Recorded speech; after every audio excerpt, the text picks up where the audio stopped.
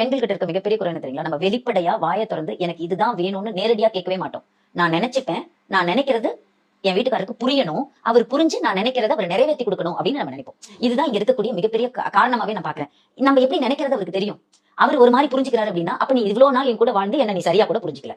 இவ்வளவு நாள் நான் சொல்லியும் உனக்கு எனக்கு என்ன தேவைன்னு தெரியல. ஓகே, ஆனா அவர் எப்படி பாப்பாருன்னா, என் தங்கச்சி தானே, அவளுக்கு எடுத்து அதே மாதிரி புடவை உனக்கு எடுக்கலாம் இல்லையா, நீயும் ஒய்ஃப் தானே, நீயும் என் குடும்பம் அவளும் என் குடும்பம் தான் அப்படின்னு. ஆனா அவங்க எப்படி நினைக்கிறாங்கன்னா, உன் தங்கச்சி முன்னாடி என்ன விட்டு கொடுத்துட கூடாது, உன் ஹஸ்பண்ட் உன்னோட அப்பா கூட என்ன விட்டு கொடுத்துட கூடாது, உன் அம்மா முன்னாடி என்ன விட்டு கொடுத்துட கூடாதுன்னு எதிர்பார்க்கறாங்கல்ல. அப்ப அவருக்கு எப்படி இருக்கும் அப்படின்னா, ஏன்னா அவர் கண்டிப்பா விட்டு கொடுக்க முடியாது, ஒரு பக்கம் விட்டு கொடுக்க கூடாதுன்னு நினைப்பாரு. ஆனா ஒரு எமோஷனலா அந்த பேரண்ட்ஸ் கூட கனெக்ட் ஆயிருப்பாரு.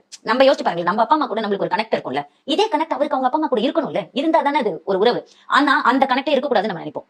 நம்ம எப்படி நம்ம சில சமயம் பொண்ணுங்க சொல்லுவாங்க, நான் எங்க அம்மாவை என் வீட்டுக்கே வரக்கூடாதுன்னு சொல்லிட்டேன் மேடம். என் ஹஸ்பண்ட் கேட்கிறாரு, உங்க அம்மாவாலதான் வீட்டுல பிரச்சனை, என் அம்மாவை என் வீட்டுக்கே நான் வரக்கூடாதுன்னு சொல்லிட்டேன். உங்க அம்மாக்கு வேற ஒரு வீடு இருக்கு, அவங்க அந்த வீட்டுல தான் இருப்பாங்க, அவங்க இங்க நீங்க வர வேணாம்னு சொன்னா உங்களுக்கு வேலை இருக்கும், அவங்க அதை பாத்துட்டு இருப்பாங்க.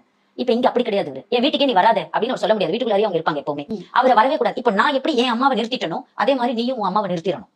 இங்க நம்ம பார்க்க மாட்டோம், என் அம்மா சொல்லி கொடுக்கறதுனால இந்த பிரச்சனை வருதுன்னு ஹஸ்பண்ட் சொல்றாருங்கிறதுனால அம்மாவை நிறுத்தினேன். இங்க அவங்க அம்மா சொல்லி கொடுக்கறதுனால இவருக்கு இந்த பிரச்சனை வருதுன்னு அவங்க அம்மாவை நிறுத்தணும். பட் நிறைய இடங்களை நம்ம எப்படின்னா போட்டி போடுறோம்.